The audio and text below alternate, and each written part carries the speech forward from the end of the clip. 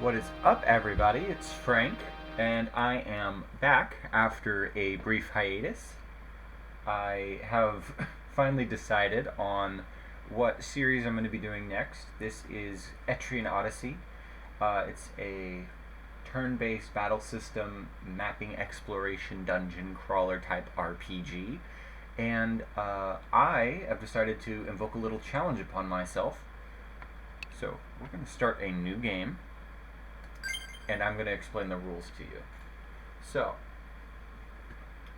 this is going to be very similar to my last playthrough with Fire Emblem, albeit it's a different series, but what's going to happen is I'm going to play it like an Iron Man, and very similar to a Pokemon Nuzlocke as well. Kind of the same concept. So, if you'll see over in the far right, I've got a list of rules set up for myself. There are only 4, so keeping it relatively simple, straightforward, but also because the game is pretty difficult, it will make it hard.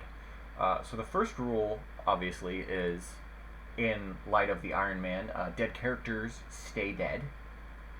So if anybody dies, I can't use them anymore.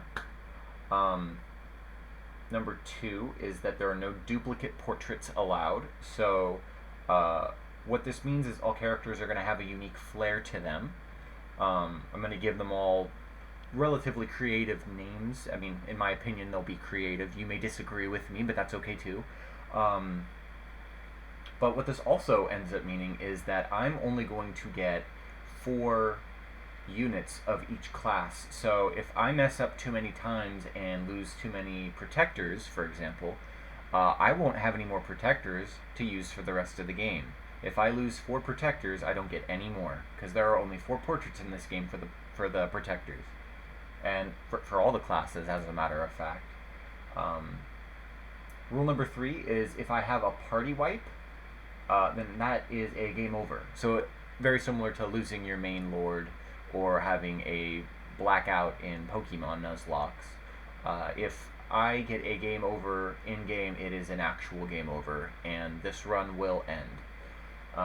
And the last item is only 30 roster spots are allowed, which may not seem like a big deal, but it's to give me some limitations, because even if I don't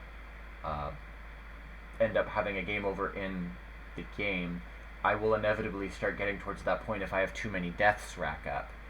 So this will provide me with some incentive to play carefully, and I'm going to try and keep it interesting. I'm not going to grind super hard to be like a super high level so there's no chance of me dying. I'm not going to, spam things.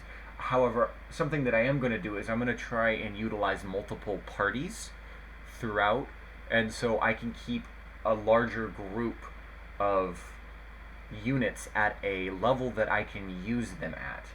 And so what this is going to do is, if I lose a character from my main roster, then I will be able to just implement another character into that party so that I can just keep going quickly.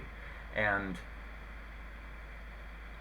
obviously, like, if it'll take me a long time if I get to like the 4th or 5th stratum and I lose a character.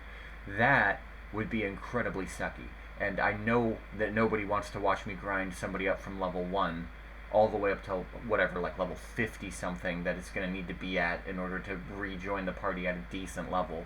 So I'll do that on my own time, and I'll try not to bother you guys with it, and I'll do my best to keep it as honest as I possibly can. If I do have a death while I'm grinding somebody else up and it's not on camera, I guarantee you I will keep it. I will keep my integrity high, and I will inform you of that fact and mark it on my death counter. With that all being said, I'm going to get started. So essentially what you need to know about the story is this underground forest and foresting labyrinth popped up out of nowhere outside of a town of Etria, and Etria issued a decree to the adventurers of the world to come explore it, and people keep dying, and nobody's been able to reach the bottom.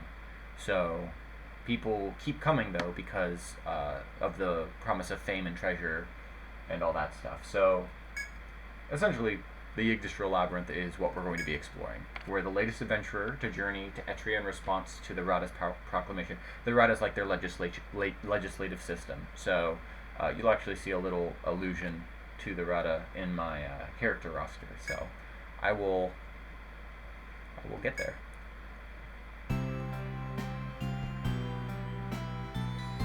Alright, so we start off at the Explorers Guild, and we get the, you'll notice that some of the lettering is a little bit off in this display that I have for you, and I'm not really sure why it's doing that, but I can understand the text, and if you can too, then that's great. So, essentially we need to make our own guild. So what we're going to do is we're going to just call this the Nuzlocke Guild.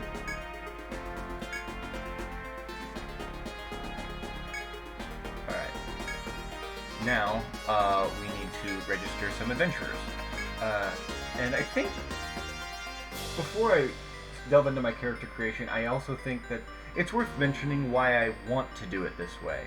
So, there are two main reasons for this. One, I like to spice up my gameplay, because, like, as you know, this is a game from 2007, so it's been out for 13 years, and I've played this game a lot. I've played all the Etrian Odyssey games pretty frequently and avidly. I get them when they come out, and I play them, and I pound them into the dust. So what I like to do is I like to add a little bit of challenge to myself, and how I do this. The other thing is that when I look on YouTube, I don't see a lot of people doing things like this with Etrian Odyssey. It seems to be general gameplay type things. And I could be completely wrong, but I haven't seen anything like this. I've seen things on like GameFAQs where people have written out their challenges and how they've done it, something like this. But I've never actually seen video gameplay of it like this way. So I wanted to give that a shot, and I wanted to kind of be creative and unique with this. So I hope it pays off, and I hope you guys are interested, for those of you that watch. I don't think I have a very big following at the moment, but that's okay. Regardless, we're going to jump in and we're going to start playing. We're going to start registering. You're going to see my mouse on here, but that's also because I don't have a stylus, so I'm going to have to write this way. Anyway, it also is going to look a little off on the screen, so yeah. Anyway, I'm going to be creating myself, and I'll be putting myself into the game. Little female representation, so I'll be the cute little blonde protector, and I will register myself. And if you look down at the bottom, where's she at?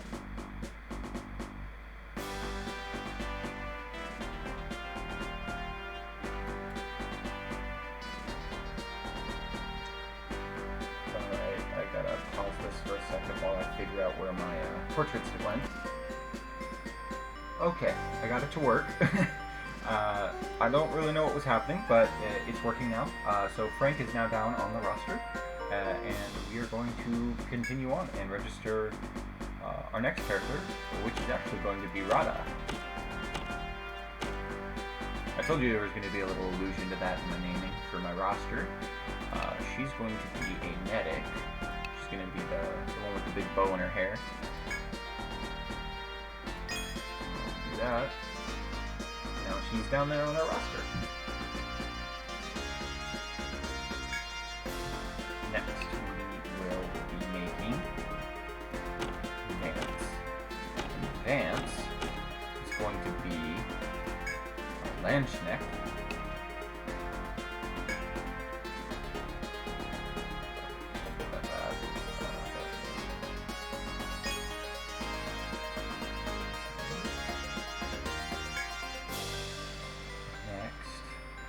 Making Etrian. Etrian is going to be an alchemist. He'll be the blonde boy over there in the corner. Not actually in the corner. And out the main party, we will be making Balthus. And Balthus is going to be this old dude right here. Alright, Balthus, where'd you go? Alright, there's our main party. Now, to also get started on filling out the rest of my roster, I'm also going to be making a survivalist and a dark, what are they called? Dark whippy boy, whatever. So Rhiannon is going to be Dark Hunter. There we go. It's going to be our Dark Hunter. I believe she's the Blondie. That. Yeah, right there. And last but not least, we're going to have Artemis. Alright. Artemis is going to be the blonde survivalist. And we have our roster. There we go. Okay, so that's going to be the first 7 characters that we've got on our squad in our guild. So, I believe I did this. So we have that 7 right there. 8, 9, 10, 11, 12, 15, 14, 15, 16. Oh, interesting. Well, in Etrian Odyssey 2, they give you 30 roster spots. So I guess I mixed up my numbers. I'm actually going to just change that right now because I think that that'll make this pretty interesting. Give me one moment. Alright. There you have it. 16 roster spots. So, I'll have to be careful. I've got 2, 4, 6, 7 of them filled up. That means I have 9 extra members I can use to fill out this guild. Anyway, this is how we're going to get started. Frank, we're going to put you in the center. Beretta will be in the back. We'll have Vance in the front of the party, on the left side. And I think... I don't like the music keeps slowing down like that. But, Balthus, put you in the front as well. And that's just to spread out some damage. Irian will go back there. And Rhiannon and Artemis are going to just kind of hang out for now. The next thing we're going to do is we're going to start customizing. So you start out with 3 points, and every time you level up, you get an extra one. So I think we're going to kind of have a diverse weapon set. So swords are going to go to Frank. Axes are going to go to Vance. Bows are going to go to Balthus, and then our staves are going to go to Irian and Rada. Rhiannon will get the whips, and if I ever sub in Artemis, I think that I will take the bows off of Balthus and give them to him, and that's just to save some money. Now this may end up costing me a little bit of extra money this way, but I also think that this will provide me with an opportunity to have some diverse weaponry throughout. The other thing is, need axes and swords above 5. So, Vance may end up using swords as time goes on, because I think there's some pretty good sword skills, and I think that all of the axe skills only strike one enemy, and these are sword skills, Blazer, Freezer, and Shocker. They all require a sword to use, so there's actually twice as many sword skills as there are axe skills. That being said, axes are very strong, and I need physical damage.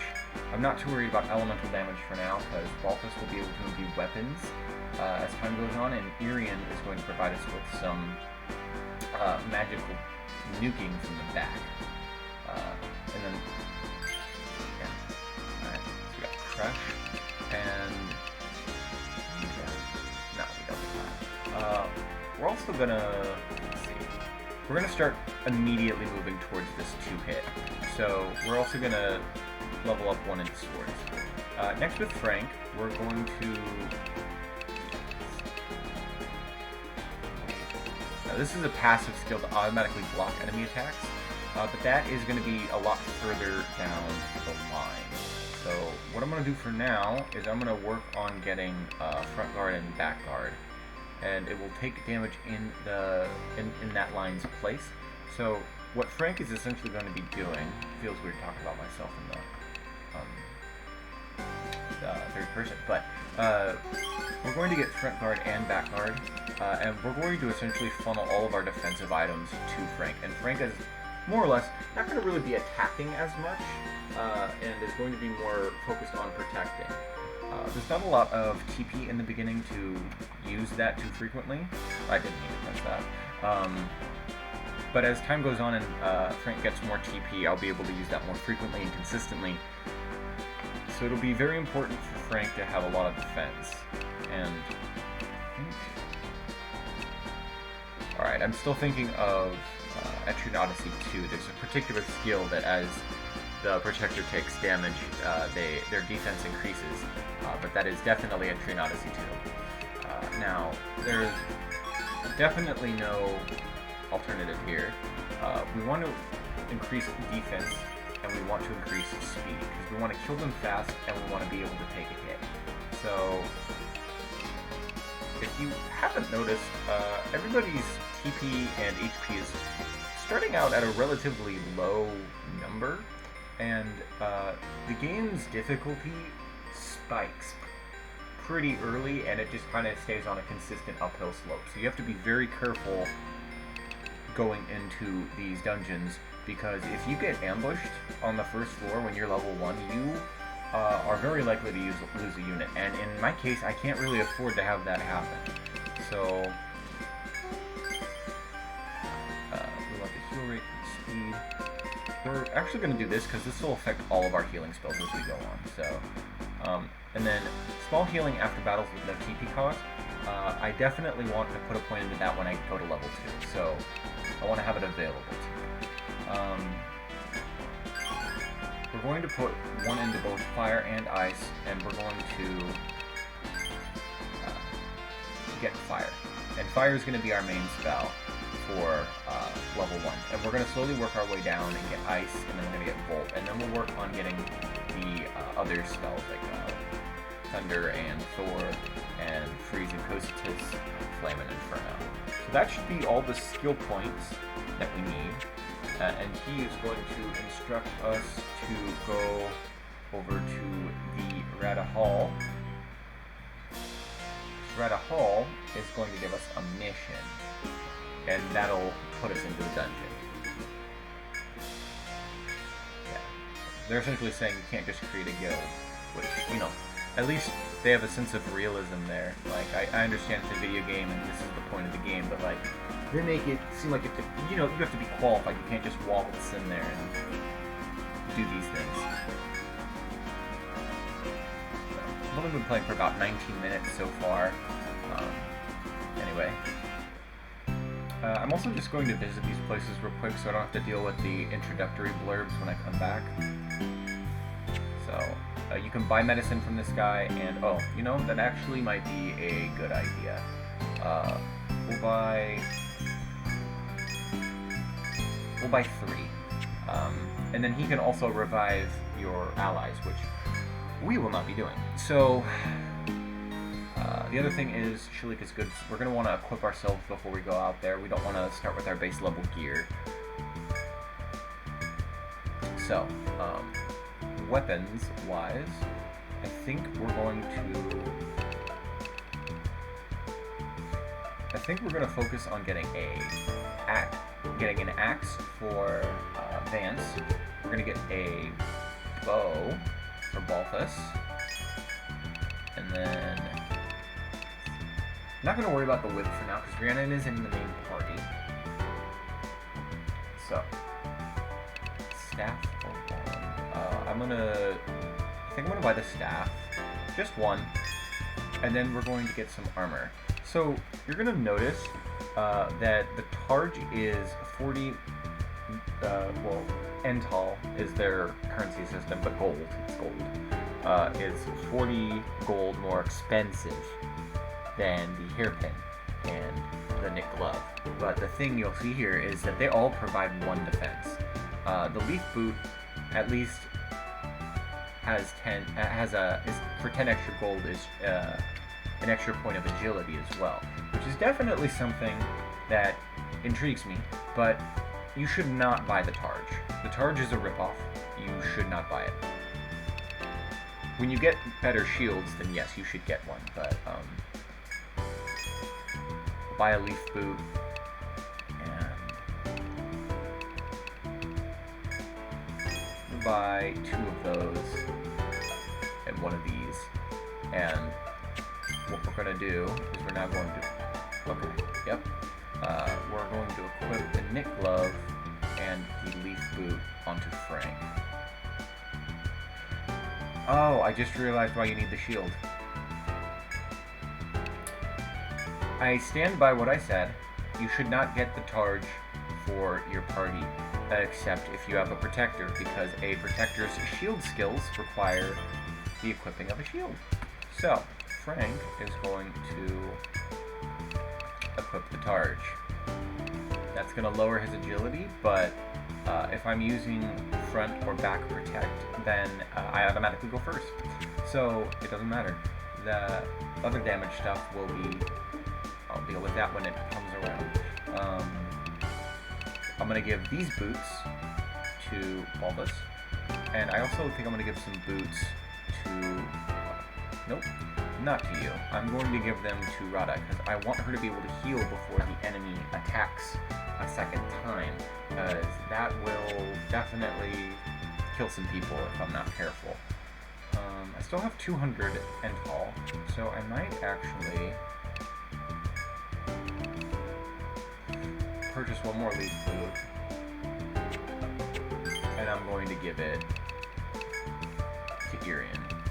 So, Irian's got a leaf boot, Radha's got a leaf boot, Balthus has a leaf boot, Vince does not have a leaf boot. Oh, well.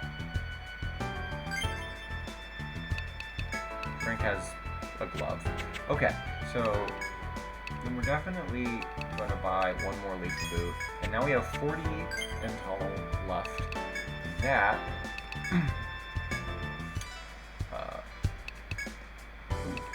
almost forgot to equip those. Didn't I get a Scram Sacks? Oh, I think that I spend all my money on other stuff. So I got a bow, and I think that you are going to end up with the staff. So I want you to be able to heal a little bit better. And you're going to stick with the wand for now, but that's fine. Alright. Since Frank is not going to be doing much attacking, I think, he's going to be doing a little bit of chip damage and defending. So the other thing that I might want to do is increase his defense and get Provoke. Because Provoke is going to buff up my defense and make the enemy attack me. So I will work towards that in my next few levels as well. The good news is you level up pretty quickly in the early stages. And the bad news is that they kind of bum rush you a little bit. They're going to tell me that I got to come back once I'm approved as a guild. And then I've talked to everybody except the Rooster Inn. And I'm also really not going to be using save states. I'm going to be making a save state here, and only when I actually save in-game. And this is just because if I accidentally do like a save state load, I don't want to like completely screw up my run, because I think I've done that before. So, there. Made a save state, and we're going to leave. Alright, we're 25 minutes in, we're actually going to get into the labyrinth.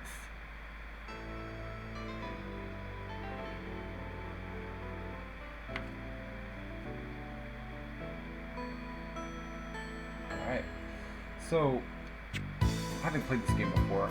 There's no actual arrows that you can use, but I know that there's a little point right here, as you can see, but you have to access it from the other side. There's a little trick you can use to get some money. Once you make this pathway open, you can pass through there, and there's a take point directly on the other side. And what you can do is you can get a group of survivalists, go through this point, and you can just have like 30 different takes. And you can take 30 times and get 30 different items of varying quality, but essentially you're going to get approximately 500 Ental every time you do so. And this is just at level 1 for these survivalists, so you're spending like 10 Ental at the end to refresh this, so you're getting 490 extra bits of currency that you can use to help fund yourself at the early stages of the game. And, you know, at different points, depending on how much 500 Ental means to you as the game progresses. So, yeah. Anyway. Let's go. With the way that I'm playing, I'm not necessarily going to be able to do that, because I'm only going to be able to have a max of 4 survivalists. And I also don't know if I want to make 4 survivalists, mainly because I only get 16 roster spots. So that would be 10 of my 16 slots filled.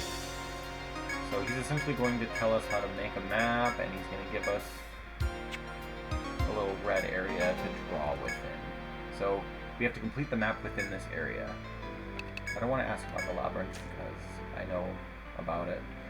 So if you go this way, there's a little event at the end of this hallway, and you get ambushed by moles, and these moles are capable of one-rounding any of your party members, which, like I said, this game really just likes to jump the gun and deal a lot of damage to you. Alright, and as I said before, I'm going to be using my mouse to draw, so we're going to get that started.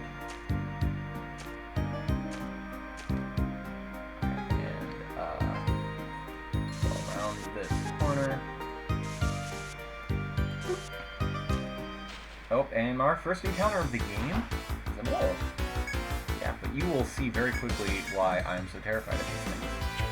Thankfully, it's only one, so I should be able to do this without using too much. Ooh, nice. Without using any of my healing, or too much of it anyway. So, it's 3. I think that to level up, it takes 10 at your first level. Alright, cool. We got an item we can sell. If I look at my status, boost point is 7. Next level experience is 15. Okay, so it's 18 experience points to get to the next level. So, and I have to decide if 3 TP or 4 TP or a Medica are more important to me. It covers 30. So that will be a full heal on anybody. So I think I'm going to use Cure for now. It's really important everybody has full HP right now. Just at the beginning stages. It'll become a little less important as we move on, but the way I'm playing, I want to make sure that everybody's fully healed the best way that they can be. Okay, so this way.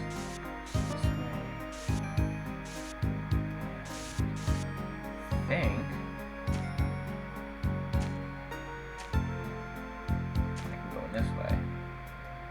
So this will go down a little further, but yeah, so if you guys haven't noticed yet, I am very much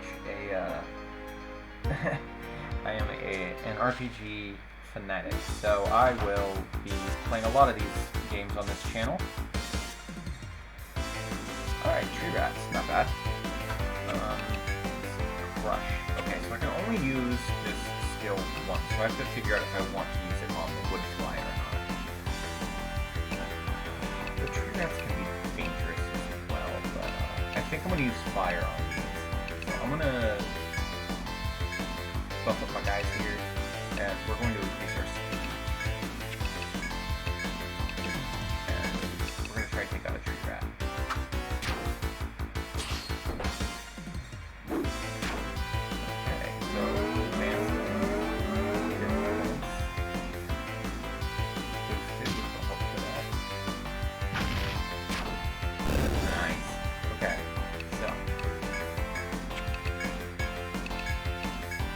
see if we can do this quickly.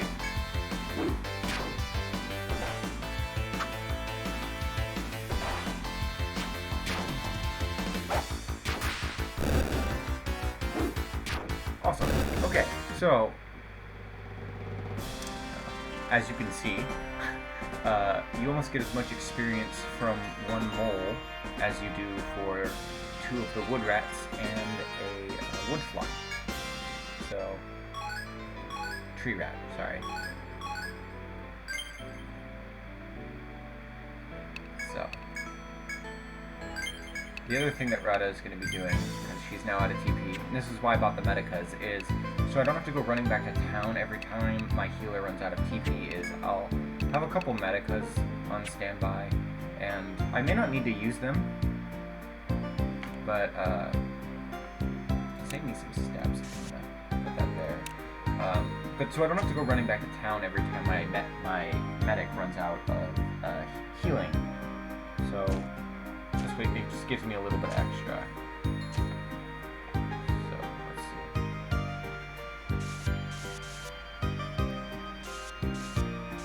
Alright. So the other thing you're gonna notice as we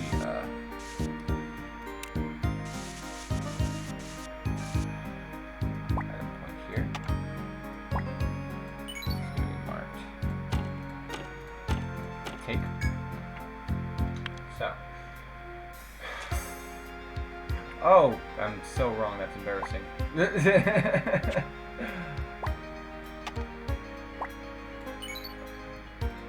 chop. I think I said take. So, yeah, that's my bad. But, it still applies. You can still have your survivalists come out here, and they will hit up this chop point. Because right now, I don't have the necessary skills. If I continue forth through here, you will see that now I can head back. And that'll save me a little bit of walking through the rest of the... oh, okay. It'll save me a little bit of walking through the rest of the labyrinth to get back to this point. So, I'm going to defend, and the enemy is slow enough that I should just be able to... okay, I completely lied. Good thing Balthus was defending. Because that definitely would have killed him. Yeah, claw bugs are terrifying.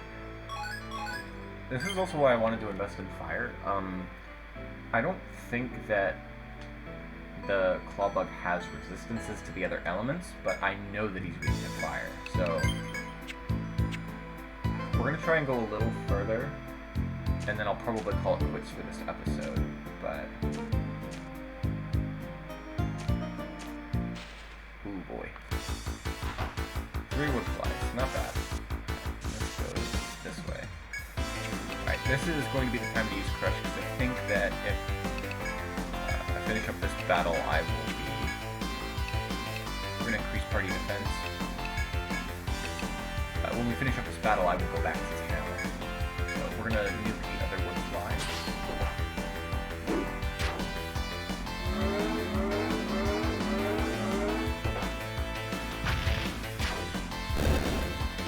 Dead. He's dead.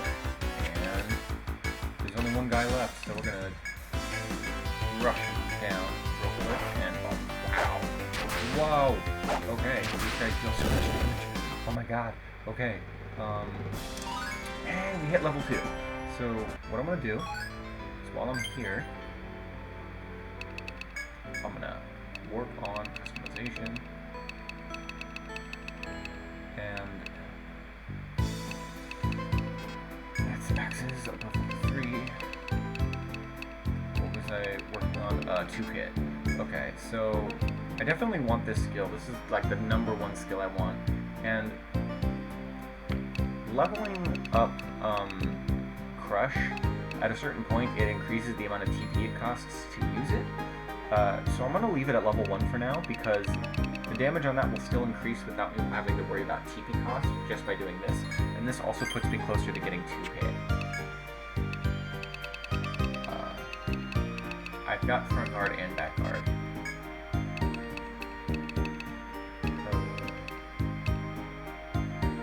that's another skill that I might use. So Defender will help me. Defender will defend the whole party. So I think that I'm going to work on that as well. But we're also going to work on getting Provoke, because I definitely want that skill available. And now we have Bravery, and that'll increase the party strength, and that's something that we also need.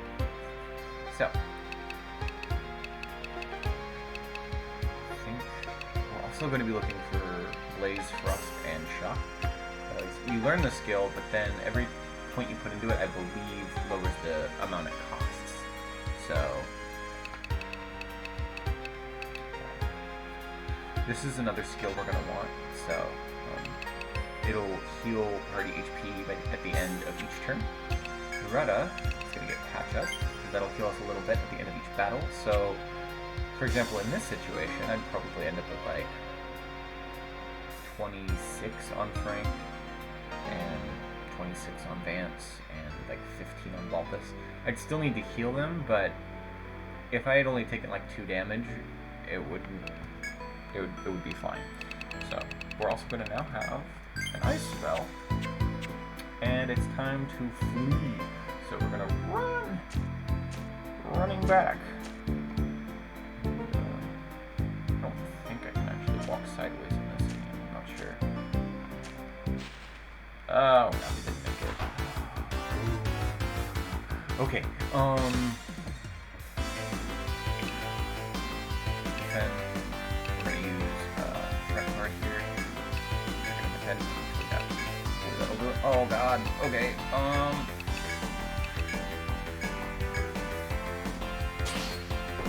no, god. Then I just wasted my Medica.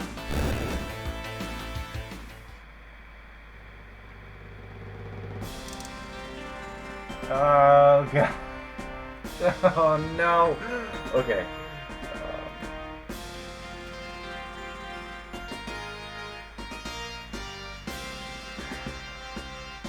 Alright, Balthus. That was... Wow. Holy crap, guys. This is gonna be scary.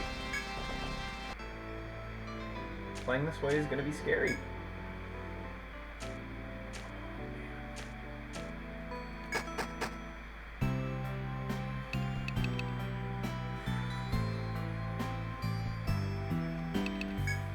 Alright, we are gonna...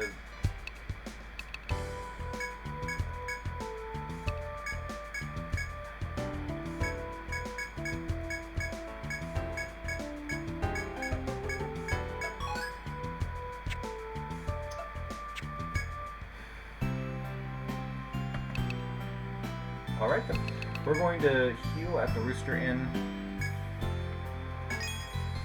And everybody except for Balthus is alive. We're going to save, and thank you guys for watching the first episode of this Let's Play. As you can see, it's going to be tricky, and I may not last very long. So, yeah, if you want to keep watching this and you want to follow on this journey with me, please like, comment, subscribe, and I will hopefully be seeing you guys again soon. Take care. Bye.